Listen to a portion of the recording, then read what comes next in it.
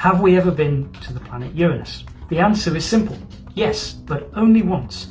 The Voyager 2 spacecraft flew by the planet Uranus back in 1986 during a golden era where the Voyager spacecraft explored all 4 giant planets of our solar system. It revealed an extreme world, a planet that had been bowled over onto its side by some extreme cataclysm early in the formation of the solar system. That means that its seasons and its magnetic field get exposed to the most dramatic seasonal variability of any place that we know of in the solar system. The atmosphere was a churning system made of methane and hydrogen and water, with methane clouds showing up as white against the bluer background of the planet itself.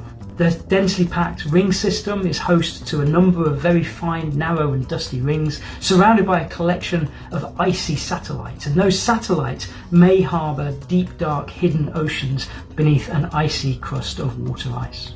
Taken together, this extreme and exciting system is somewhere that we simply must go back to explore. And hopefully in the next 1 to 2 decades, NASA and the European Space Agency will mount an ambitious mission to go out there and explore the Uranian system. It's important not just for solar system science, but also for the growing field of exoplanet science, as planets of this particular size, the size of Uranus, about 4 times wider than planet Earth, seem to be commonplace throughout our galaxy.